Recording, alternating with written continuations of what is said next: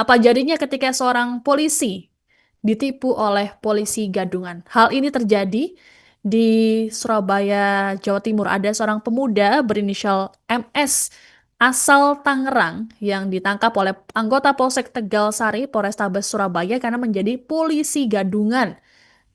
Dari berbekal seragam polisi berpangkat Ajun Komisaris Polisi atau AKP atau perwira polisi, AMS ini berhasil memperdaya anggota polisi sungguhan yang berdinas di Mapolres Probolinggo.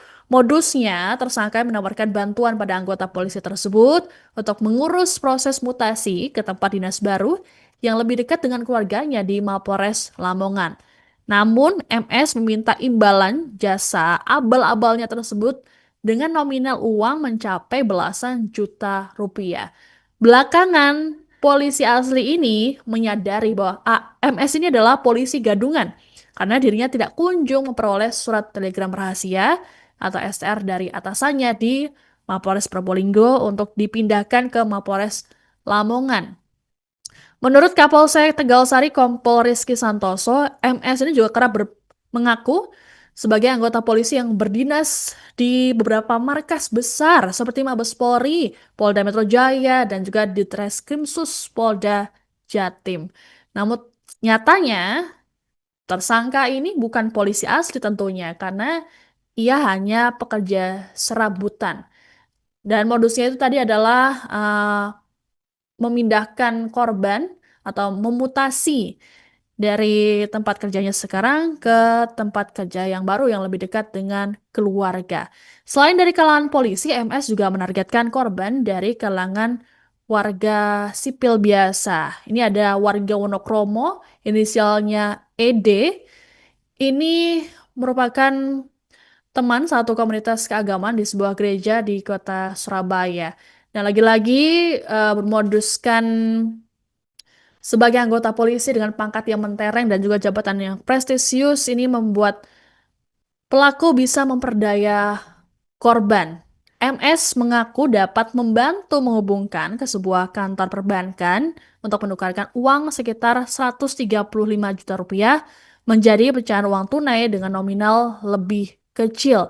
Namun setelah uang tunai ratusan juta tersebut pindah ke rekening pribadinya, MS tiba-tiba menghilang. Menurut Kapolsek mengungkapkan bahwa MS ini sempat menukarkan uang sejumlah 40 juta rupiah dengan nominal lebih kecil, lalu menyerahkannya pada korban seperti yang dijanjikan. Namun saat korban kembali meminta hasil penukaran uang tunai sisanya, MS terus berkelit hingga akhirnya menghilang tanpa jejak.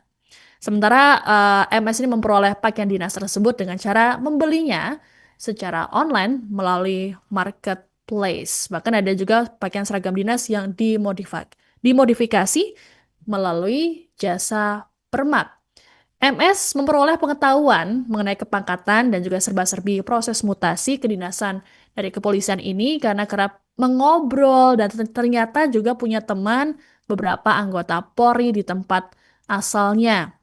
Sejauh ini MS mengaku bahwa korbannya hanya dua dan baru melakukannya di Surabaya atau di wilayah Jawa Timur.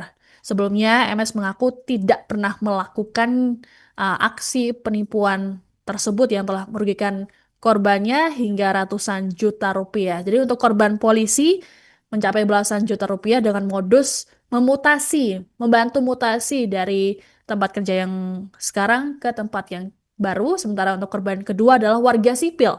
Kerugiannya mencapai ratusan juta rupiah. Modusnya adalah menukarkan uang dengan nominal yang lebih kecil. Download Tribun X sekarang. Menghadirkan lokal menjadi Indonesia.